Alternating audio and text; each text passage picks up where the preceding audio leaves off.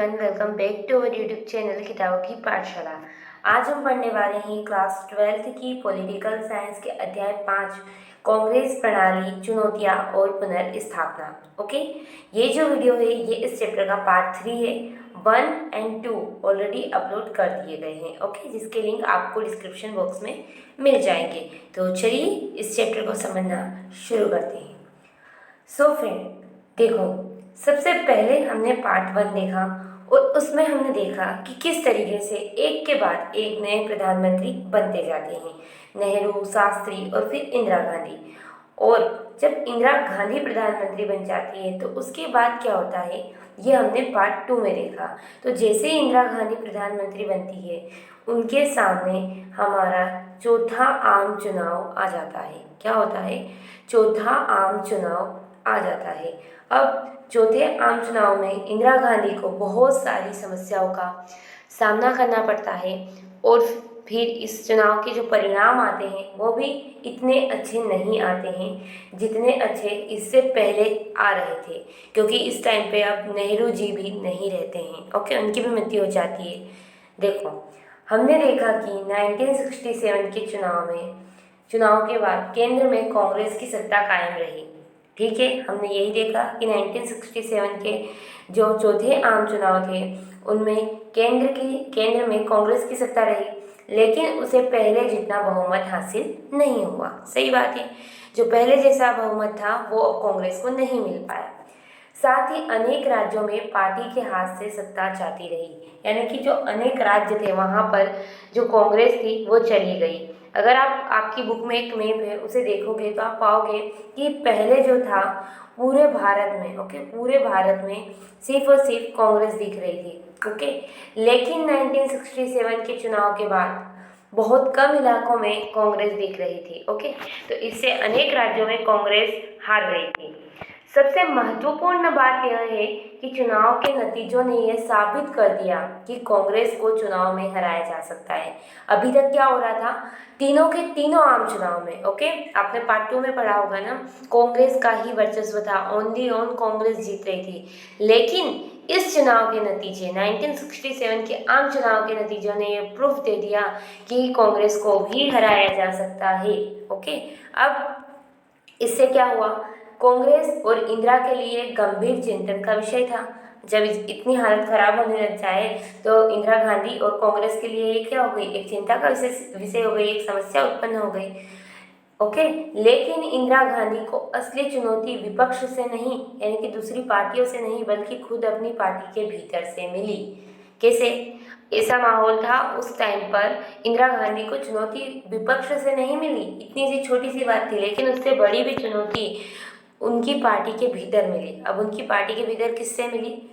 उन्हें सिंडिकेट से निपटना पड़ा। अब आपके मन में प्रश्न उठ सकता है कि सिंडिकेट क्या है, ओके, और ये किस तरीके से इंदिरा गांधी के लिए चुनौती है।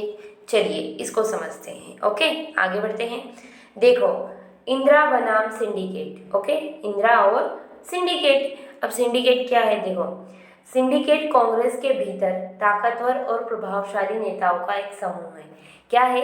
ताकतवर और प्रभावशाली नेताओं का समूह। ओके, कांग्रेस जो है उसके अंदर कुछ ऐसे मेन नेता है जो बहुत ही कांग्रेस की जान है अंदर से। ओके, तो उनका जो समूह है उसे कहते हैं सिंडिकेट। आई होप आप समझ रहे होंगे, अच्छे से ध्यान से समझना। क्वेश्चन 1 क्या आता है कि सिंडिकेट क्या होते हैं। ओके, देखो, ताकतवर और प्रभावशाली नेताओं का एक समूह है।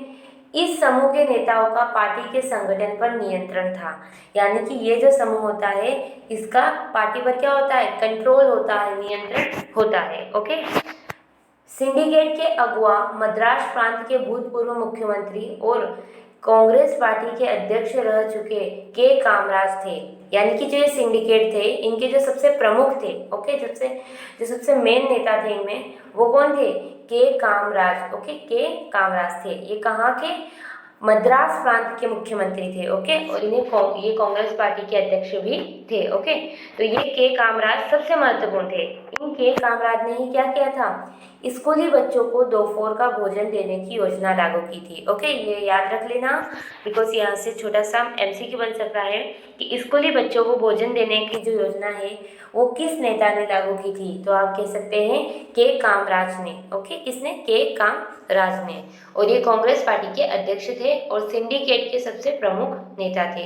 अब सिंडिकेट में ऐसा तो है ही नहीं कि सिर्फ के कामराज होंगे, इसके अलावा और भी बहुत नेता होंगे। तो जैसे कि आप देख सकते हैं सिंडिकेट के नेता एस के पाटिल, के एस निजिलगप्पा। ओके, तो ये दोनों नाम भी याद रखना। उसके अलावा एल संजीव रेड्डी और अतुल्य घोष, ये 4 नाम और एक के कामराज का नाम, ये पांचों नाम आप अच्छे से याद रखना। क्वेश्चन बन सकता है कि सिंडिकेट के 5 नेताओं के नाम लिखिए, तो आपको इन पांचों के नाम लिख देने हैं। आई होप आपको सिंडिकेट क्या है और सिंडिकेट के नेता क्या है ये समझ में आया होगा। देखो, अब ये देखते हैं कि ये इंदिरा के लिए कैसे चुनौती बन गए। ओके, इसको समझते हैं। देखो, आपको पता है सिंडिकेट क्या है, ताकतवर नेता है, बहुत प्रभावशाली नेता है, बहुत मेन प्रमुख नेता है कांग्रेस के। ओके, और सिंडिकेट ने ही इंदिरा को प्रधानमंत्री बनाने में महत्वपूर्ण भूमिका निभाई थी। ओके, जो ये नेता थे इन्होंने ही सपोर्ट किया था कि इंदिरा गांधी प्रधानमंत्री बने, जब प्रधानमंत्री पद के लिए संघर्ष चल रहा था। ओके, आपको पता है ना, मोरारजी देसाई और इंदिरा गांधी के बीच में, तो उस टाइम पे सिंडिकेट ने इंदिरा गांधी का सपोर्ट किया था। क्यों किया था, ऐसे ही थोड़ी ना कोई साथ देता है, कुछ तो रीज़न रहा होगा। तो सिंडिकेट को लगा, सिंडिकेट के नेताओं को उम्मीद थी कि इंदिरा गांधी उनकी सलाह पर अमल करेगी। यानी कि इनको लगा कि इंदिरा गांधी नई नई है, राजनीति में कोई ज़्यादा एक्सपीरियंस भी नहीं है, अगर हम इन्हें प्रधानमंत्री के लिए सपोर्ट कर देते हैं तो ये क्या करेगी, उनकी सलाह यानी कि सिंडिकेट की बातों पर अमल करेगी, उनसे राय मांगेगी। लेकिन इंदिरा गांधी ने बिल्कुल अलग किया। इंदिरा गांधी ने क्या कर लिया, इंदिरा गांधी ने सरकार और पार्टी के भीतर खुद का मुकाम बनाना शुरू किया, यानी कि खुद का मुकाम बना लिया। किसने, इंदिरा गांधी ने। ओके, देखो अब ऐसी स्थिति में क्या होगा, बड़ी ही सावधानी से उन्होंने सिंडिकेट को हाशिए पर लाकर खड़ा कर दिया, यानी कि जिसने प्रधानमंत्री बनाया था उन्हीं को एक तरफ कर दिया, उनको ही हाशिए पर लाकर खड़ा कर दिया और पार्टी के भीतर खुद का इतना अच्छा मुकाम बना लिया। किसने, इंदिरा गांधी ने। लेकिन ये जो मुकाम था इसके कारण इंदिरा गांधी को 2 चुनौतियों का सामना करना पड़ा। ओके, 2 चुनौती कैसे, सबसे पहली तो सिंडिकेट का, क्योंकि वो भी कोई कमजोर नहीं थे, बहुत प्रभावशाली नेता थे। ओके, तो सिंडिकेट के प्रभाव से स्वतंत्र अपना मुकाम बनाने की जरूरत, अब वो अलग ही हो रही थी तो स्वतंत्र मुकाम बनाना था। ओके, तो इसकी जरूरत थी, पहली चुनौती ये थी। दूसरी, कांग्रेस ने 1967 के चुनाव में जो जमीन खोई थी उसे भी हासिल करना था। सही है, हमें इंदिरा को ये भी नहीं भूलना था कि हमारे जो चुनाव के नतीजे आए थे 1967 के, वो बहुत बेकार आए हैं। तो किसी ने जो ज़मीन हमने खो दी उसे किस तरीके से हम हासिल करें, यानी कि जो उनको इतना भारी नुकसान हुआ है उसे किस तरीके से हम सुधारें।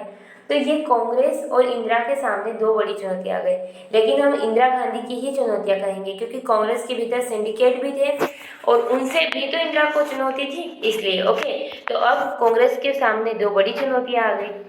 अब इसके लिए क्या किया, इंदिरा गांधी ने कदम उठाए। ओके, इंदिरा गांधी ने कदम उठाए। अब सिंडिकेट का तो वो कुछ कर नहीं सकती थी, लेकिन अपनी ज़मीन हासिल करने का काम तो शुरू करना था। तो इंदिरा गांधी ने क्या किया, 1967 के मई में कांग्रेस कार्य समिति ने उनके प्रभाव से 10 सूत्री कार्यक्रम अपनाया। ओके, 10 सूत्री कार्यक्रम, 10 सूत्री योजना की शुरुआत कर दी। इसमें क्या किया, इस कार्यों में बैंकों का सामाजिक नियंत्रण, आम बीमा के राष्ट्रीयकरण, शहरी संपदा और परिसीमन, भूमि सुधार तथा गरीब ग्रामीणों को आवासीय भूखंड देने का प्रयास शामिल था, यह प्रावधान शामिल था। ओके, अब जमीन हासिल करनी थी तो कुछ न कुछ तो कार्य करने होंगे देश की प्रगति के लिए, तो इसीलिए 10 सूत्री कार्यक्रम लाए और सभी क्षेत्रों में इंदिरा ने ध्यान देना शुरू किया ताकि क्या हो सके, वापस से इंदिरा का वही मुकाम बन सके। अब इंदिरा ये काम कर रही थी तो सिंडिकेट के नेताओं ने औपचारिक तौर पर तो इस कार्यक्रम को स्वीकृति दे दी, लेकिन इसे लेकर उनके मन में गहरे संदेश थे।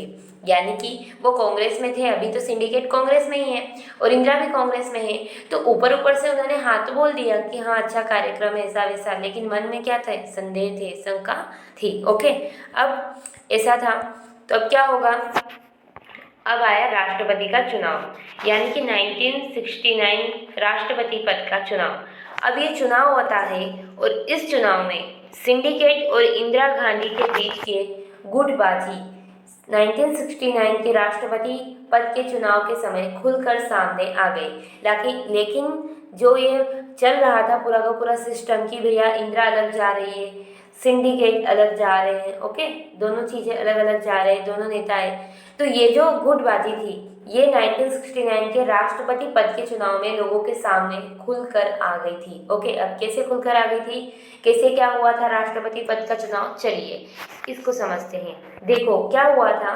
तत्कालीन राष्ट्रपति जाकिर हुसैन की मृत्यु के कारण इस साल राष्ट्रपति पद खाली था।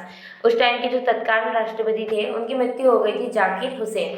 अब राष्ट्रपति पद तो भरना पड़ेगा ना, तो सिंडिकेट ने कहा कि हम उम्मीदवारों को खड़ा करते हैं। तो सिंडिकेट के उम्मीदवार थे लोकसभा अध्यक्ष N Sanjiva Reddy. Okay, syndicate थे कि अब अपनी तरफ से, कांग्रेस की तरफ से लोकसभा अध्यक्ष एन संजीव रेड्डी को खड़ा करते हैं, लेकिन इंदिरा गांधी को एन संजीव रेड्डी पसंद नहीं थे। ओके, और इंदिरा गांधी ने खड़े किए तत्कालीन उपराष्ट्रपति वी गिरी को। ओके, अब ऐसी स्थिति में बात बिगड़ गई। ओके, सिंडिकेट का कहना है कि हम कांग्रेस से एन संजीव रेड्डी को खड़ा कर ही रहे हैं, तो इंदिरा गांधी को राष्ट्रपति वी गिरी का सपोर्ट करने की क्या जरूरत है, अपने ही पार्टी के जो प्रतिनिधि है उनका सपोर्ट किया जाए। ओके, तो ये जो एन संजीव रेड्डी थे ये कांग्रेस से थे और इंदिरा गांधी जो थी वो स्वतंत्र उम्मीदवार ले आई थी। कौन, वी गिरी कौन थे, स्वतंत्र उम्मीदवार थे, और इंदिरा गांधी स्वतंत्र उम्मीदवार को सपोर्ट कर रही थी। अब देखो ऐसा नहीं है कि गुजरे वक्त में भी कांग्रेस के विचार में इस तरीके के मतभेद हो चुके थे। ओके, अभी नहीं हुए हैं, जैसे कि इंदिरा किसी और को सपोर्ट कर रही है, सिंडिकेट किसी और को सपोर्ट कर रहे हैं, तो ये पहली बार नहीं है, पहले भी ऐसे मतभेद आ चुके थे, लेकिन इस बार मामला कुछ अलग था। ओके, कुछ डिफरेंट था। कैसे डिफरेंट था, देखो दोनों गुट चाहते थे कि राष्ट्रपति पद के चुनाव में ताकत को आजमा लिया जाए, यानी कि इस बार क्या था, एक भी पीछे हटने को तैयार नहीं था। इंदिरा चाहती थी कि इससे स्पष्ट हो जाएगा कि कौन सही है। ओके, कौन सही यानी कि किसकी शक्ति ज़्यादा है। अगर वी गिरी जीते तो इंदिरा ज़्यादा है, और अगर इधर सिंडिकेट के जो प्रतिनिधि थे, जो कांग्रेस की तरफ से मेन प्रतिनिधि थे, अगर वो जीते तो सिंडिकेट और कांग्रेस का जो वर्चस्व है वो ज़्यादा था। तो दोनों अपनी शक्ति को आजमाना चाहते थे। अब देखो, तत्कालीन कांग्रेस अध्यक्ष एस निजुलकप्पा ने व्हिप जारी कर दिया। व्हिप क्या जारी किया, कहा कि सभी कांग्रेस सांसद और विधायक आधिकारिक उम्मीदवार संजीव रेड्डी को वोट डालें। ऐसा कांग्रेस की तरफ से कहा गया कि जितने भी कांग्रेस के सांसद है और विधायक हैं वो उम्मीदवार संजीव रेड्डी को ही वोट डालेंगे। तो सही भी है, उनके कांग्रेस की तरफ से खड़े हुए थे। और इंदिरा गांधी ने भी कह दिया, क्या कहा, वी गिरी का छुपे तौर पर समर्थन करते हुए कि प्रधानमंत्री इंदिरा गांधी ने खुलेआम कहा, अंतर आत्मा की आवाज़ पर वोट डालने को कहा, यानी कि एक तरीके से इशारा कर दिया कि आप वी गिरी को ही वोट डालें, और इस तरीके से क्या कहा कि आप अपनी अंतर आत्मा की आवाज़ पर वोट डालें। ओके, अब चुनाव आरंभ हो गए, लोग सांसदों और विधायकों ने वोट डाले और परिणाम की बारी थी। और परिणाम आया कि आखिरकार राष्ट्रपति पद के चुनाव में वी गिरी की विजय हुई, यानी कि इंदिरा गांधी की विजय हुई। इंदिरा गांधी की क्यों, क्योंकि वी गिरी की सपोर्टर कौन थी, इंदिरा गांधी थी। ओके, और इन्होंने तो कहा था कि अंतर आत्मा के आवाज़ पर वोट डालें, तो वी गिरी जो थे वो विजय बन गए। अब इससे क्या होगा, इससे बहुत खतरनाक चीज़ होगी। क्यों, कि जब अपनी ही पार्टी के प्रतिनिधित्व हार जाएंगे तो क्या होगा, पार्टी का टूटना तय हो जाएगा।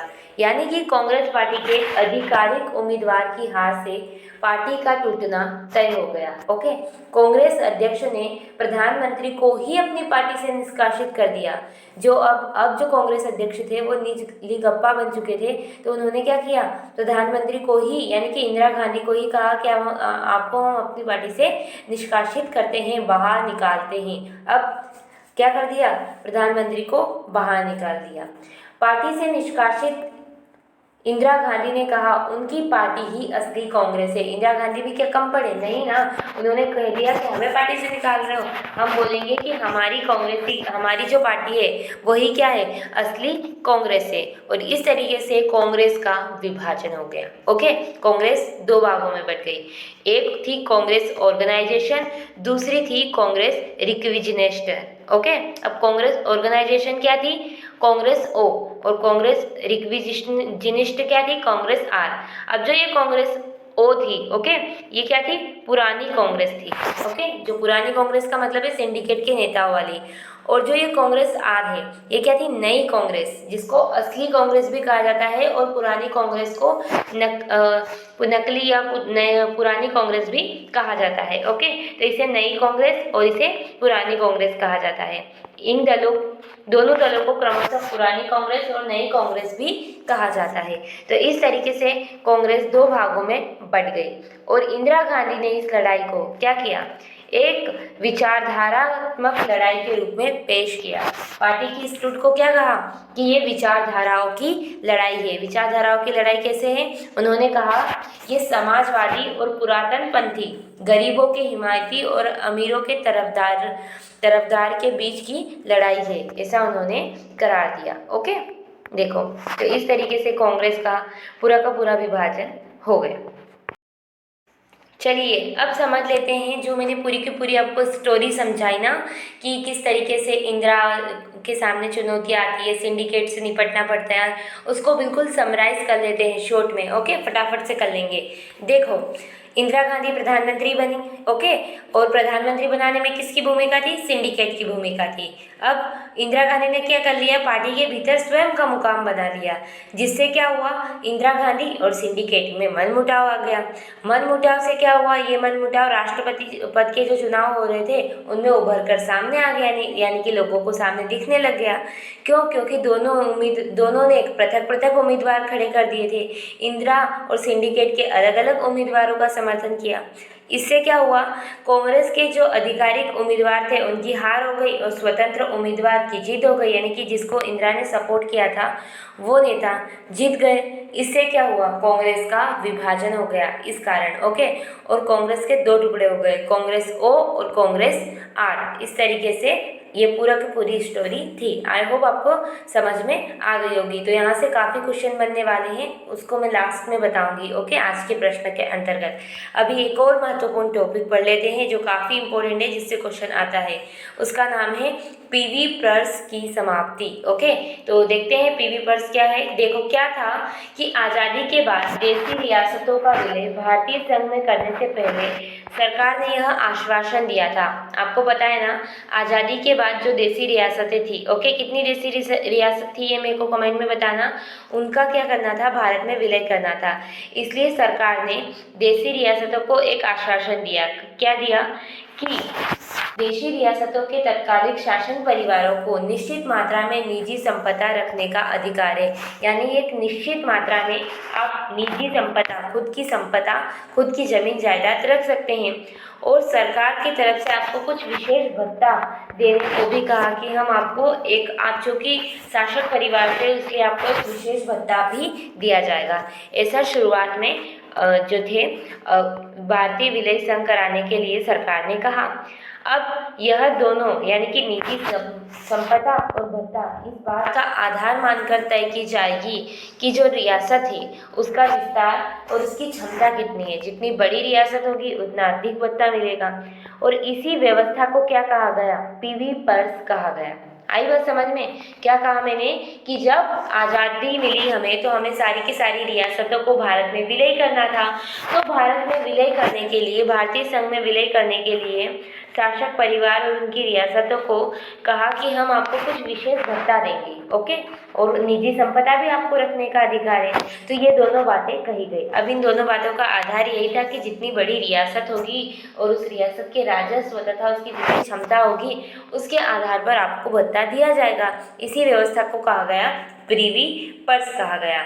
पर अब प्रीवी पर्स की समाप्ति का क्या मतलब है? देखो, सबसे पहले देखो, भारतीय संविधान में वर्णित समानता और सामाजिक आर्थिक न्याय के सिद्धांतों से यह विशेषाधिकार मेल नहीं खाता। यानी कि आपको पता होगा कि हमारा संविधान क्या कहता है, सभी को समानता का अधिकार है, लेकिन यहाँ पे क्या हो रहा है, शासकों को तो विशेष भत्ते दिए जा रहे हैं। तो ये चीज़ समानता को प्रदर्शित नहीं कर रही थी। इसलिए नेहरू जी ने कई दफ़े इस व्यवस्था को लेकर असंतोष जताया। उन्होंने कहा कि ये सही व्यवस्था नहीं है। और 1967 के चुनाव के बाद इंदिरा गांधी ने पीवी प्रथा को खत्म करने की मांग का समर्थन किया। तो लोग इंदिरा का सपोर्ट करेंगे ही ना, तो उस टाइम पे इंदिरा ने पीवी प्रथा को की समाप्ति या खत्म करने की मांग का समर्थन कर दिया। ओके, तो अब 1971 में इंदिरा गांधी ने इसे चुनाव का एक बड़ा मुद्दा बनाया। अब 1967 के बाद जब अन्य चुनाव आते हैं, ओके, 1971 में, तो इसको एक बड़ा मुद्दा चुनाव का बनाती है इंदिरा गांधी। और इस मुद्दे को भारी मात्रा में क्या होता है, जन समर्थन मिलता है, यानी कि इसके लिए लोग काफ़ी इंदिरा को सपोर्ट करते हैं। और फिर 1971 में इंदिरा को जीत भी मिल जाती है इस चुनाव में। और जीत के बाद संविधान में संशोधन होता है और इस तरह पीवी प्रथा की समाप्ति हो गई। और इस तरीके से क्या होता है, पीवी प्रथा को समाप्त कर देते हैं। आई होप आपको समझ आया पीवी प्रथा क्या था। तो ये एक विशेष भत्ते की सुविधा थी शासक परिवारों को, लेकिन ये हमारी संविधान से मेल नहीं खा रही थी, इसलिए इंदिरा गांधी ने इसे समाप्त कर दिया। तो इसी को पीवी प्रथा की समाप्ति कहते हैं। आई होप आपको ये अच्छे से क्लियर हो गया होगा। देखो, अब 1971 का चुनाव होता है, इसमें इंदिरा क्या परफॉर्मेंस करती है, क्योंकि इंदिरा क्या हो जाती है, कांग्रेस से अलग हो जाती है। उसके बारे में अब हम नेक्स्ट वीडियो में पढ़ेंगे और वो हमारा लास्ट पार्ट होने वाला होगा इस चैप्टर का। चलिए आज के प्रश्न देखते हैं, काफ़ी महत्वपूर्ण है। सबसे पहले, स्कूली बच्चों को दोपहर का भोजन देने की योजना किसने लागू की, आप मेरे को कमेंट में बताओ। उसके बाद सिंडिकेट का क्या अर्थ है, सिंडिकेट ने कांग्रेस पार्टी में क्या भूमिका निभाई, आपको बताना है। उसके बाद सिंडिकेट के 4 नेताओं के नाम लिखिए। 1969 के राष्ट्रपति चुनाव पर टिप्पणी लिखिए। जो राष्ट्रपति चुनाव हुआ था उसके बारे में बताइए कि किसने किसको खड़ा किया था, क्या हुआ था, कौन जीता था। ओके, उसके अलावा कांग्रेस का विभाजन कब हुआ ये भी आपको बताना है, कैसे हुआ समझाइए। ओके, तो ये राष्ट्रपति चुनाव के माध्यम से ही कैसे हुआ ये आपको बताना है। उसके बाद पीवी प्रथा से आप क्या समझते हैं, अभी मैंने आपको पीवी प्रथा के बारे में बताया ना, तो इससे आप क्या समझते हैं और इसकी समाप्ति कैसे हुई ये आपको बताना है।